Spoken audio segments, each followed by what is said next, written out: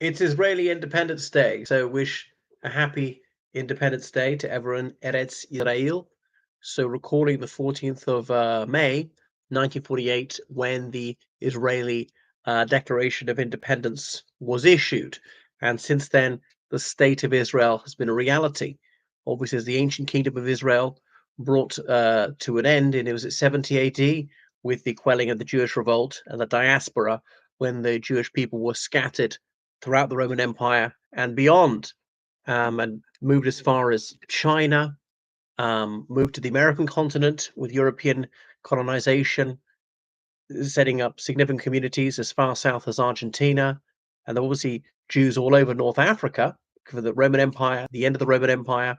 And when Europeans penetrated throughout Africa, there were Jewish communities in certain African countries. South Africa had a notable Jewish community, even places like Zimbabwe. And what else? So there were Jews throughout Arabia until 1948. Um, so there'd always remained a few Jews in what's now Israel. And when Napoleon passed through in about 1799, the land that's now Israel, then part of the Ottoman Empire, there was about 5% ethnically Jewish. And there were Jewish communities even places like Saudi Arabia before 1948. Remember, the Prophet Muhammad, peace and blessings upon him, had formed alliances with some Jewish tribes. Islam came along and said that the Jews, likewise the Nazarani, were people of the book, and must be accorded a certain toleration, but pay higher tax. No such toleration be extended to Hindus and Sikhs and Buddhists and so forth. But anyway, there wasn't that much Judeophobia in the Islamic world before Zionism. There should be no Judeophobia anywhere in the world, no matter what. Okay, no one should be mistreated for his or her ethnicity, faith, race, nationality, citizenship, and so forth. But then Theodore, what's his name, Herzl came along, and I've seen where his house used to stand there on, was it Tabak Gasa or Dohani Ut in Budapest, Hungary, then part of the Austrian Empire. So though he's from Hungary, he was completely German speaking, that journalist. And then he covered the Dreyfus affair in France when Alfred Dreyfus, a French army officer, was falsely accused of high treason, passing military secrets, perhaps ironically, to Germany um, in 1896. Anyway, and a crowd chanting "Death to the Jews," and so Theodor Herzl saying, "We Jewish people will never be safe until we have a land to call our own," and writing "Der Judenstaat," the Jewish state, that Judaism was not just a religion; it really was a nationality, and ought to find a territory where they could establish a national home. And they canvassed Uganda, even Madagascar was considered later on, but then the logical place was to go back to where they'd originated, Palestine, part of the Ottoman Empire, scouting missions in Palestine, and the Ottoman Sultan was somewhat amenable. But would they be a province within the Ottoman Empire? Would they have a degree of autonomy or whatever? Nobody knew. The Ottoman Empire had barely 20 years left to go.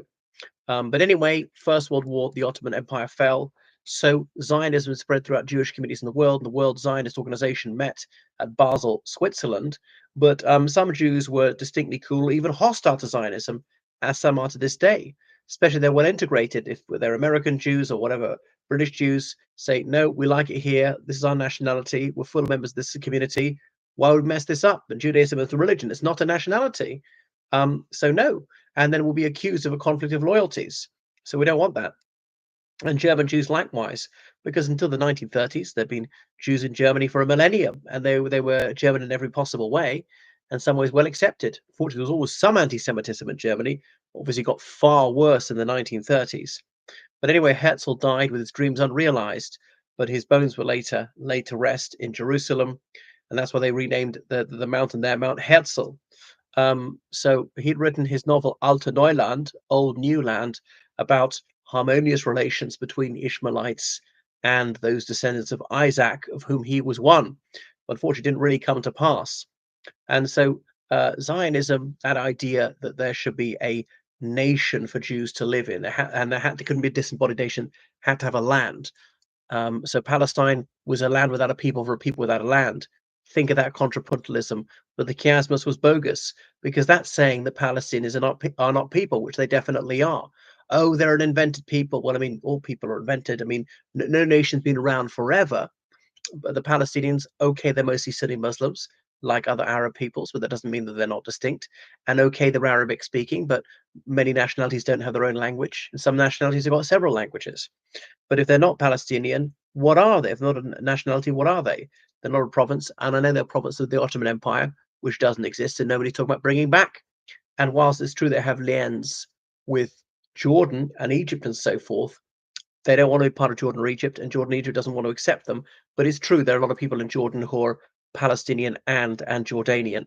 Anyway, so after National Socialism raised its ugly head in Germany in 1933, obviously a lot of Jews wanted to get out of there, and one of the places to go to was British Mandatory Palestine. Remember, His Majesty's government had issued the Balfour Declaration in 1917, saying His Majesty's government would view with favour the establishment of Palestine as a Jewish national home, without prejudice to the rights of the existing communities, as in the people who already live there. Arab Palestinians, both Muslim and Christian, were not to lose out as a result of this, but there was more Jewish immigration into Palestine in the 1920s, and some Arabs were willing to welcome these Jewish immigrants. Other Arabs grew alarmed. They thought that too many Jews were coming with an alien culture who would push them out. Unfortunately, that proved prescient. But anyway, Nazism came along and Jews had to flee for their lives. And we know that the Third Reich subjugated many European countries and initiated Shoah, the Holocaust, the mass murder of about 6 million Jews. From 1942 to 45, about a third of the Jewish population in the world annihilated in just 3 years. And obviously, there was enormous sympathy for Jews who suffered just so badly and said, well, we can't be safe in any other Gentile country. We've got to have a land of our own, and that's got to be Eretz Yisrael. So Britain really wanted to keep out too many Jews because the Palestinians were furious about this, and there was a lot of sympathy for them in the rest of the Arab world and indeed the rest of the Muslim world. But anyway, Britain withdrew in 1948. They'd announced in 1939 they would withdraw within 9 years, so within 10 years, happened after 9, and that was it. So President Truman, the US president, and he was pressurizing the UK to admit more Jews. And of course, Britain was financially very much in hock to the United States after the Second World War being broke. And Zionist propagandists, they really how would I put it? They calumniated the British Army for trying to ensure peace and security between Arabs and Jews in Palestine, for trying to prevent illegal immigration. But anyway, some of these people who'd got out of concentration camps in 1945 were still held in barbed wire camps as displaced people until 1948 and caught trying to enter Palestine illegally, sent back. But anyway, Israel survived, thrived. But I wish they would treat Palestinians more humanely. And I know not Palestinians aren't entirely humane. I certainly accept Palestine's right to exist, as I do Israel's right to exist. And I know Israel's got a lot to be proud of with regard to women's rights or gay rights or things like that. But I'm afraid there's an awful lot to be ashamed of regarding the mass murder of Palestinians. And there's a legitimate military action, but I'm afraid what the IDF has done in Gaza has gone far, far beyond that. We can see, as the United Nations said today, there's the deliberate policy of the mass starvation of Palestinians, and that is genocidal. And I don't want anyone to suffer it. And just because Jews have suffered that, and they certainly have, it's not right to do that to Palestinians either. Well, thank you for watching my channel. I wish there were human rights for all, and I know it's easier said than done.